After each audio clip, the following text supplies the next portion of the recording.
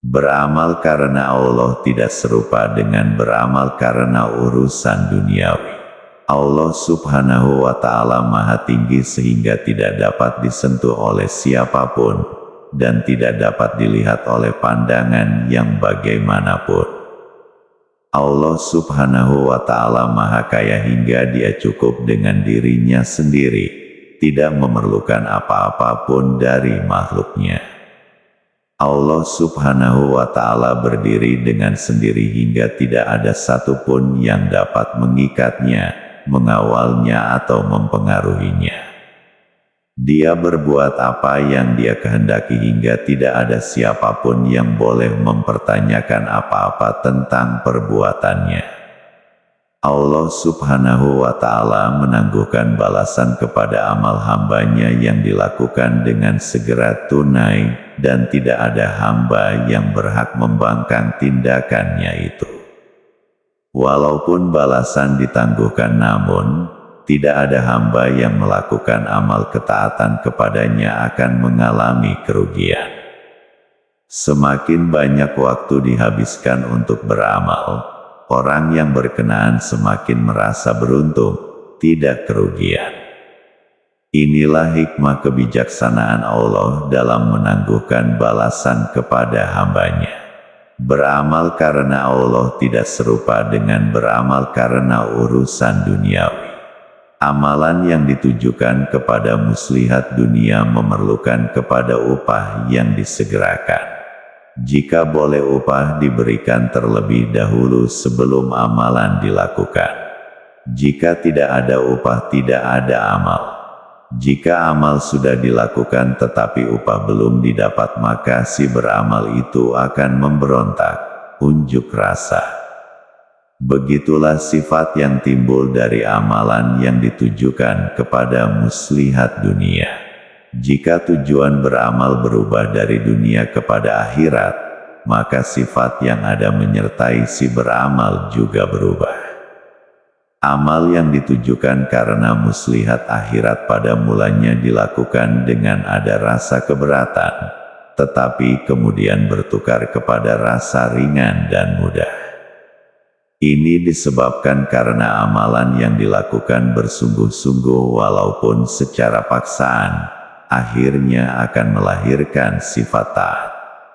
Sesuatu amalan dilakukan dalam waktu yang singkat saja, tetapi sifat taat yang telah lahir itu hidup berkepanjangan. Orang yang sifat taat telah hidup dalam hatinya akan selalu bersedia untuk berbuat taat kepada Allah Subhanahu wa Ta'ala. Apabila dia selesai melakukan suatu perintah Allah, dia akan melakukan perintah yang lain pula.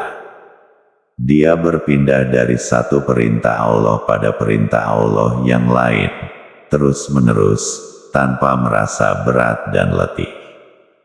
Jadi, amal melahirkan taat dan taat itu pula menambahkan amal.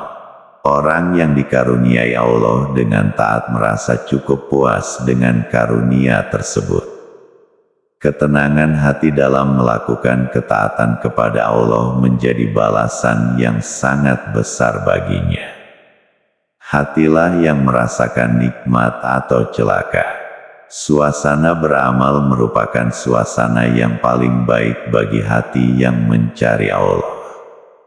Amal yang melahirkan ketaatan membawa hati menuju kepada keridhoannya. Apabila Allah membuka jalan menuju kepadanya, maka terasalah dalam hati si hamba itu rasa jinak dengan Allah. Dia akan mendapati jalan yang dilaluinya menjadi terang dan mudah. Keinginannya untuk menemui Allah SWT semakin bertambah. Ini menjadi nikmat yang besar dari Allah. Hamba yang dijinakkan hatinya tidak suka lagi membuang waktu pada perkara yang sia-sia. Kebanyakan waktunya dihabiskan untuk berbuat amal ibadah kepada Allah. Dia tidak merasa berat walaupun melakukan amal ibadah yang banyak. Hatinya tidak lagi condong kepada dunia, maka syaitan sukar melakukan tipu daya kepadanya. Apabila dia dapat melepas benteng dunia, dapatlah dia masuk ke alam gaib yang membawa makrifat dengan Allah. Orang yang mencari makrifatullah akan beramal tanpa menuntut balasan. Dia tidak merasa terganggu dengan balasan yang ditangguhkan bagi amalannya. Dia merasa senang apabila Allah menegakkan kakinya di atas jalan taat, karena itu tandanya dia akan berjaya dalam perjalanannya. Bila hatinya jinak dengan Allah, dia merasa semakin dekat kepadanya dan bertambah pula amal ibadatnya.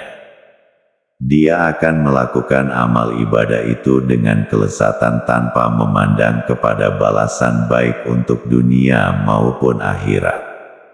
Sang Kiai